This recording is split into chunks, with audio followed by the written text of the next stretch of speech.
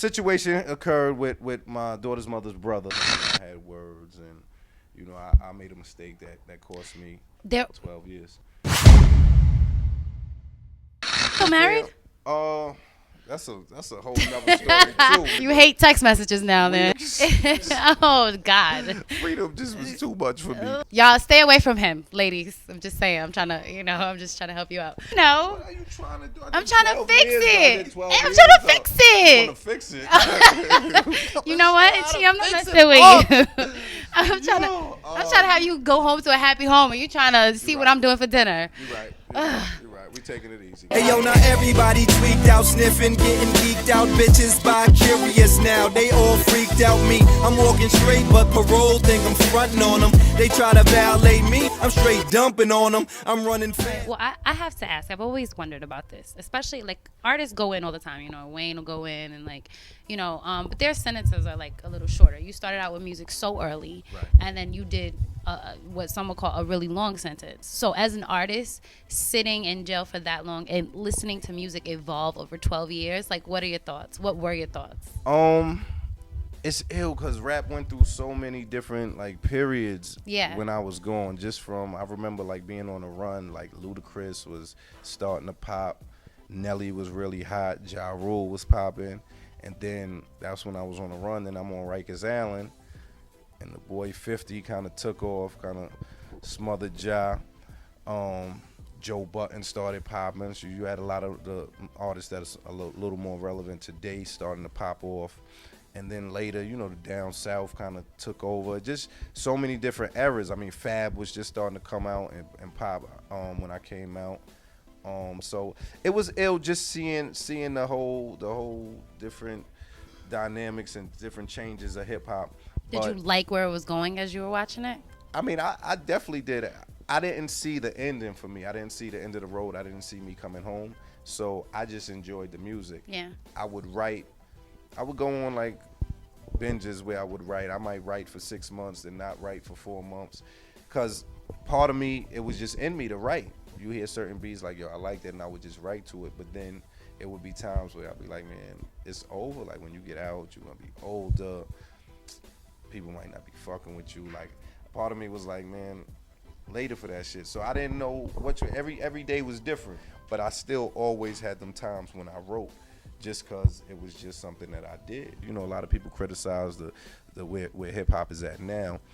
I may not like all of the music, but having a young daughter who's probably more into the stuff that's out now helps me to listen to it and just understand it a little more. And when you look at a lot of the rappers that's popping now, a lot of them is from down bottom. And they just grew up different. I don't think they being fake or anything. They just talking about how they come up. Strip clubs and all that. A lot of the strip club records is what's popping now. And that's a culture that's been popping in Atlanta. Yeah, absolutely. It's been popping. So they not doing nothing that they not supposed to do. They grew up different. So I can't be mad at them. I'm just happy they eating. I love to see black people eating. My thing is, how you gonna eat? You know what I mean? How I'm gonna work my way and find my lane and my niche so I could eat. I don't want to stop nobody else from eating because at the end of the day, it's enough to go around for everybody. Some people would say, we do live in a society where, strip clubs are glorified, of course, and maybe your story is something that can be glorified.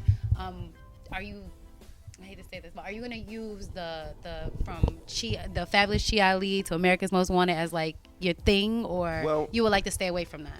I think I'm blessed to be in an industry where the violence is kind of glorified, so me serving a prison sentence didn't necessarily omit me from the rap scene. If anything, a lot of people since I've been home have embraced me on the strength of that I did the time and I never told on anyone. I wasn't running around sniffing dope. I wasn't messing with boys or none of the things that you see going in prison. So the hip-hop community has definitely embraced me, and I'm blessed to be in a field where you can be embraced after that, because if you're a lawyer or a doctor or most 95% of the professions in the world, if you kill somebody and do time for you it, can't go back to it. Yeah, you finished. I don't think I'm ever gonna glorify it, but part of me when I write, part of me telling Chi Ali, you gonna hear what I went through. Yeah. what I was around, what I'm around, what I see, what I saw, how I feel about it.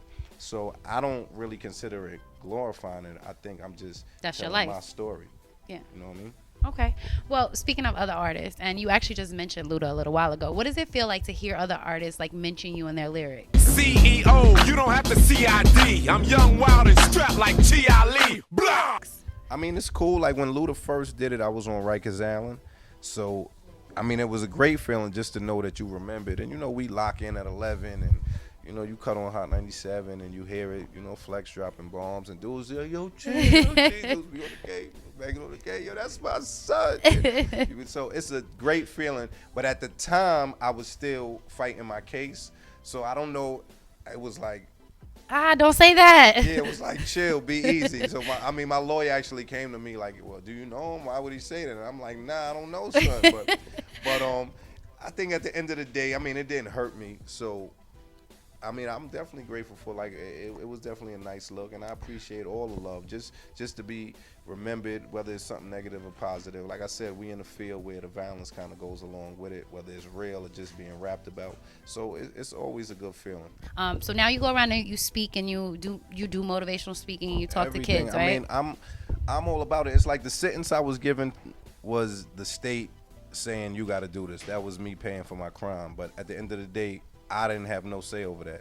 I feel like doing the motivational speaking and little things that I could do, that's me giving back from me, because no one's making me do that. At the end of the day, if I don't want to do that, I don't have to, but that's something I choose to do. So I think that's my way of giving back, because at the end of the day, I owe. Time is one of the few things we can't get back. So we got to spend it wisely and cherish it. What's the plan now? What's the agenda? What's next for Chi Ali? Chi Ali. No, any more modeling? Because I can't wait to see another video. I'm just saying. I'm with the modeling. I'm definitely with the modeling. That was really fun. I'm definitely doing my music. We working on, I don't know if it's going to be an EP or LP, but I'm in the studio 4 to 5 times a week right now, 4 to 5 days out the week, and just working on my music. What's the new sound like?